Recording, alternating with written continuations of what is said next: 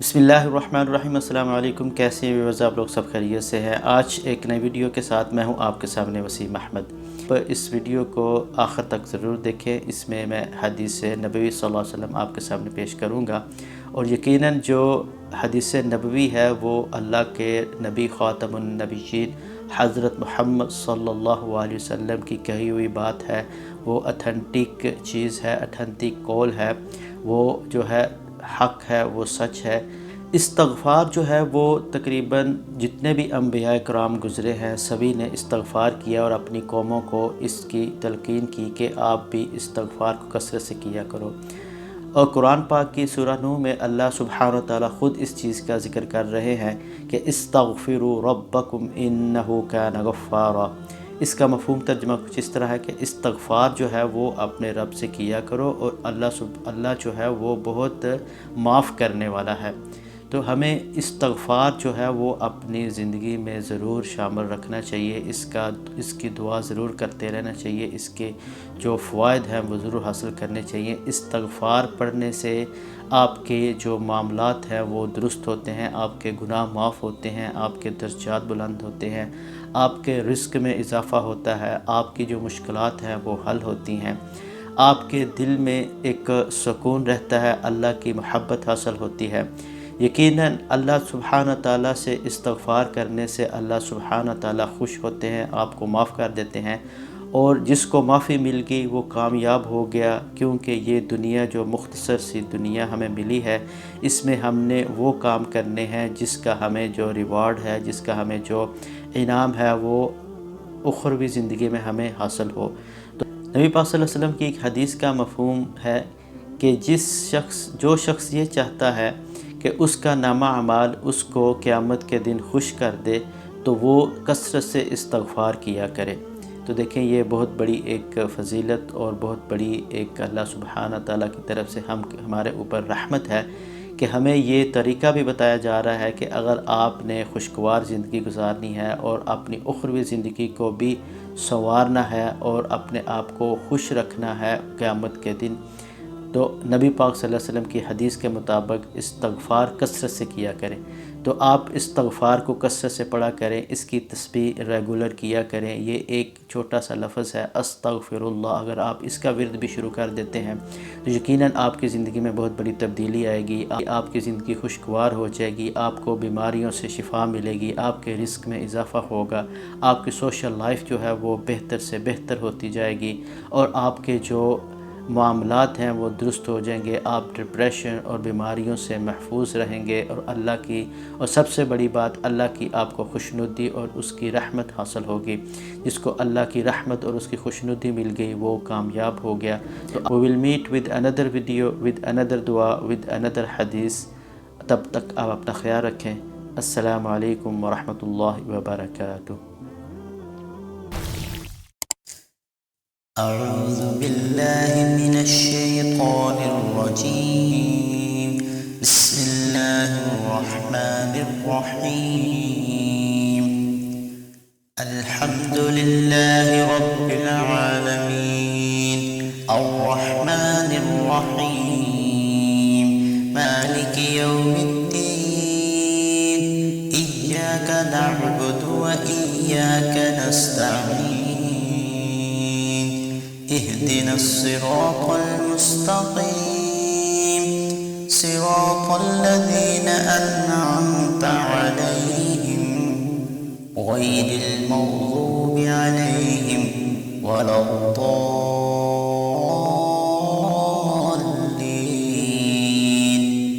آمين.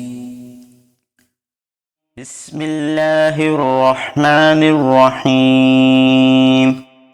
الرحمن علم القرآن خلق الإنسان علمه البيان الشمس والقمر بحسبان والنجم والشجر يسجدان والسماء رفعها ووضع الميزان ألا تطغوا في الميزان وأقيموا الوزن بالقسط ولا تخسروا الميزان والأرض ووضعها للأنام فيها فاكهة والنخل ذات الأكمام والحب ذو العصف والريحان فبأي آلاء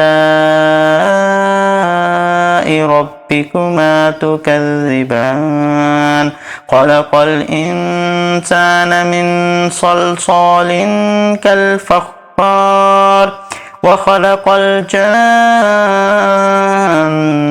من مارج من نار فبأي آلاء ربكما تكذبان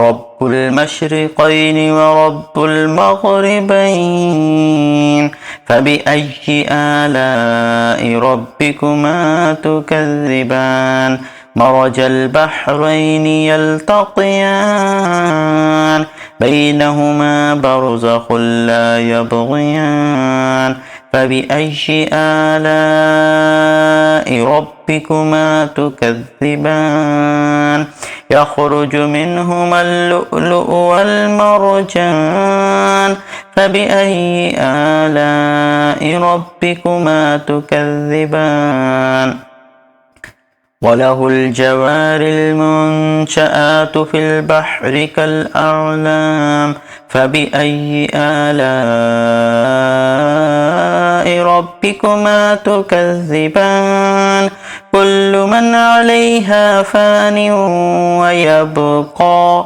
وجه ربك ذو الجلال والإكرام كل من عليها فان ويبقى وجه ربك ذو الجلال والإكرام فبأي آلاء ربكما تكذبان يسأله من في السماوات والأرض كل يوم هو في شأن فبأي آلاء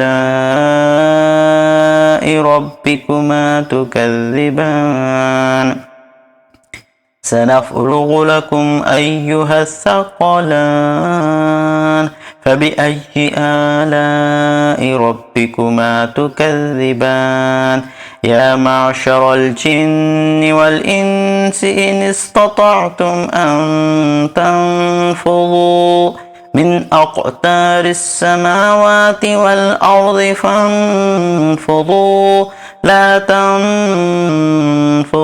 إلا بسلطان فبأي آلاء ربكما تكذبان يرسل عليكما شواظ من نار ونحاس فلا تنتصران فبأي آلاء ربكما تكذبان فإذا انشقت السماء فكانت وردة كالدهان فبأي آلاء ربكما تكذبان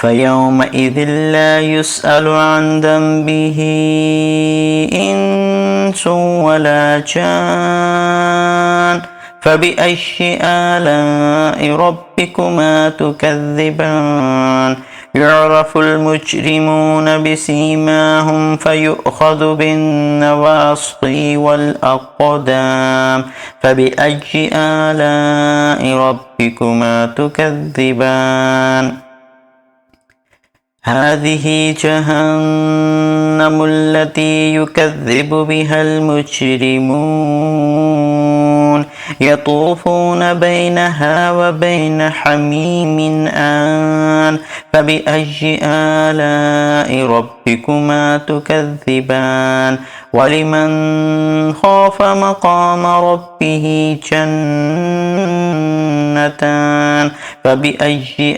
آلاء ربكما تكذبان ذواتا أفنان فبأي آلاء ربكما تكذبان فيهما عينان تجريان فبأي آلاء ربكما تكذبان فيهما من كل فاكهة زوجان فبأي آلاء ربكما تكذبان متكئين على فرش بطائنها من استبرق وجنى الجنتين دان فبأي آلاء ربكما تكذبان فيهن قاصرات الطرف لم يطمثهن إنس